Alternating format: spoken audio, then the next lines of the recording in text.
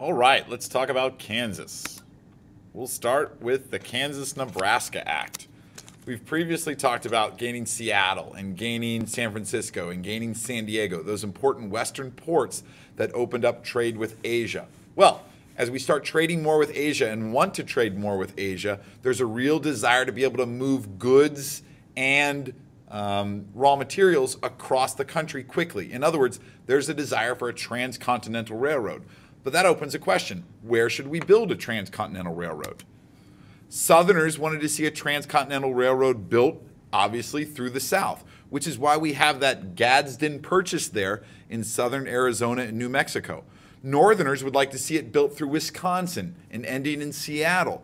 But there were also proposals to build a transcontinental railroad right through the middle of the country.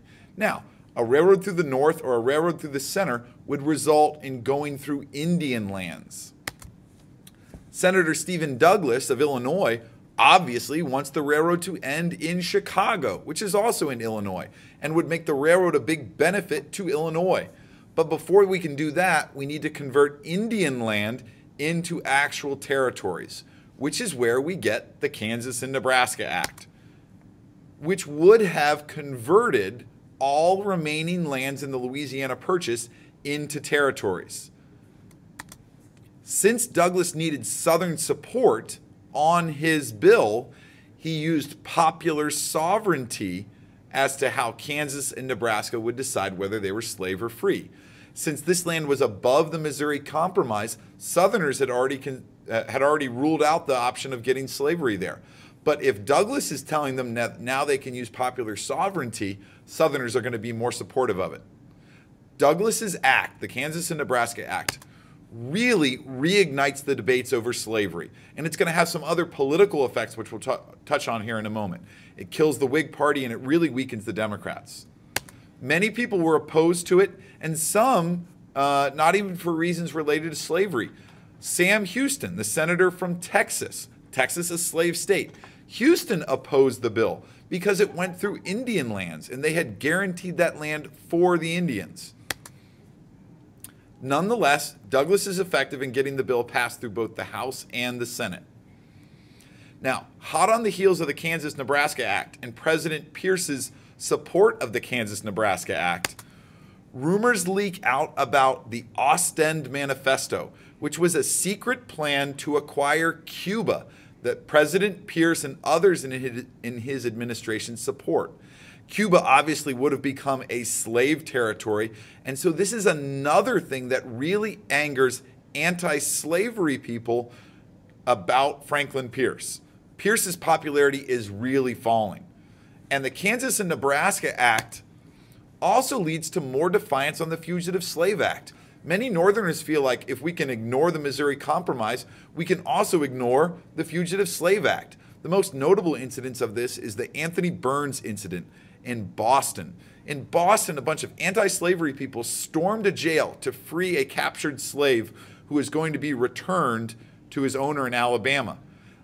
A federal marshal is killed. The president actually gets personally involved and sends state and federal troops to escort the slave to the ship that was going to take him back. Anthony Burns is actually the last fugitive slave to ever come out of Boston, as anti-slavery feelings are getting so strong in that area. We also see major changes to the political party system. And it's not just the political parties that are affected. Religion is affected. Both the Baptist Church and the Methodist Church are divided into two separate churches. We have a Northern Baptist Church and a Southern Baptist Church. We have a Northern Methodist Church and a Southern Methodist Church. The Democrats are also hurting, especially in the North. And as Democrats lose votes in the North, that makes Southern Democrats even more in control of their party. The Whig Party is so split over the Kansas and Nebraska Act that they are effectively done after 1854. And some of those Whigs moved to new parties. Some of them are going to support the Know Nothing Party, which is basically an anti-immigration party that you'll read about soon. And some of them are going to support a new party along with some other free soilers and independent Democrats. Many Whigs joined the new Republican Party.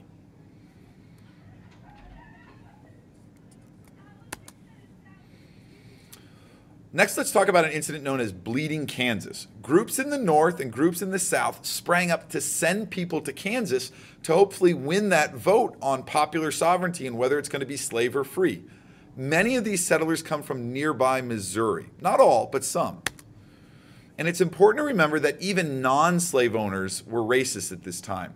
So they want to keep all blacks out of Kansas. There are very few African American settlers that travel to Kansas. When the elections are actually held to choose the territorial legislature, some border ruffians, and that's the term used for people from Missouri that crossed over to vote and then went home to Missouri, these border ruffians helped the pro-slavery side win most of the election. And as these pro-slavery people take office in the territorial legislature, they vow to, as they said, kill every goddamn abolitionist in the territory. Now, the new governor of Kansas knows that the election was a fraud, but he's afraid of being killed himself, so he doesn't do anything about the vote. The pro-slavery legislature expels any anti-slavery members. They adopt drastic slave codes. They make it a capital offense to aid a fugitive slave, and they make it a felony to question the legality of slavery. Extra elections, we don't normally do that, but they did it in Kansas. Extra elections are held by the Free State settlers, and they choose their own delegates for a constitutional convention. They draft a constitution of their own that bans slavery and free blacks, and they apply themselves to Congress for statehood. So by 1856, we have two governments in Kansas. Neither is legitimate. Also in 1856, we have violence breaking out in Kansas. This is where we get the term Bleeding Kansas. Pro-slavery forces sack the city of Lawrence. They destroy property, basically printing presses and the home of the Free State governor. And there's one casualty in the city of Lawrence.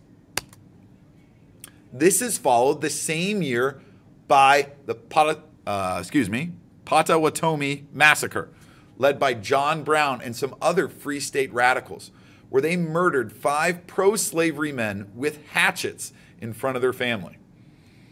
All told, by the end of Bleeding Kansas, we have 200 settlers killed in Kansas, over $2 million worth of property destroyed, and federal troops have to be sent to restore order.